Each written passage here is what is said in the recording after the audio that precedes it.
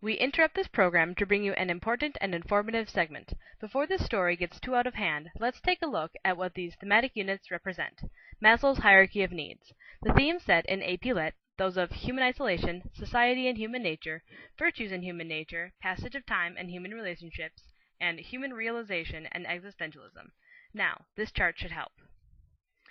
As you can see, the thematic units match up rather nicely with the pyramid of needs. Unfortunately, some of these are in-betweeners, but this is alright. Rome wasn't built in a day. Now, as we move up the pyramid, we first see the physiological needs. Really, this is too early for our thematic units. Next is security. Here is when human isolation begins to fit in. Characters in human isolation need to find security first in order to find love and belonging, in which this unit also fits. Examples are Jane needing to find stability in her life to have a real relationship, and Beowulf fighting to secure his way of life and place of belonging in it.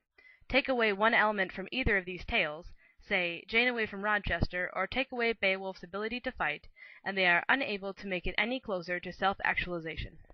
Continuing on, society and human nature, which falls between love and belonging and esteem. Now, characters in this section are focused on reconciling the basic nature of human beings to want to be loved and accepted emotionally and sexually, and the new attitudes of self-esteem and self-imposed values and morals. John in Brave New World demonstrated this dilemma, which for him only ended in disaster. These next two units have to do with different parts of esteem on the pyramid.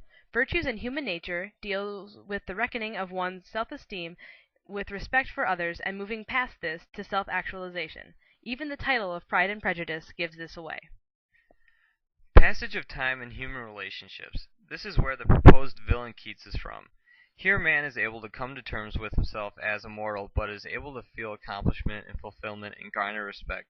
This still falls in esteem. Most of Keats' poetry dealt with this, and he used the immortality of art to move past it.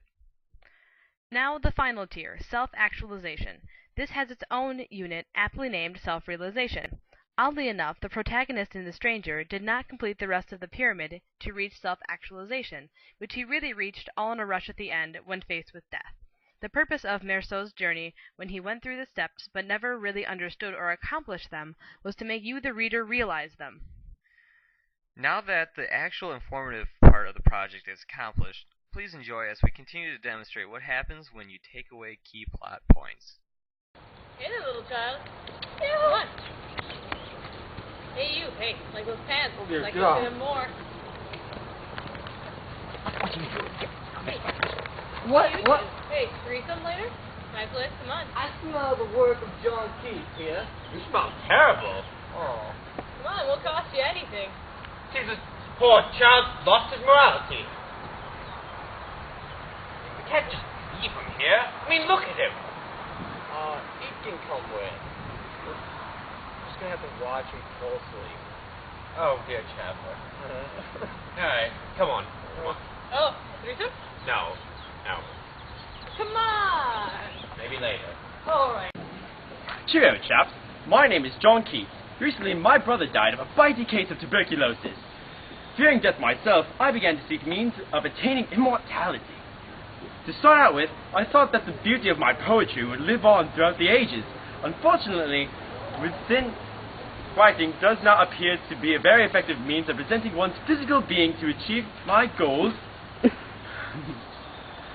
I compiled a list of things I would need to gain true immortality. These are 1. The blood of a butt-ugly virgin.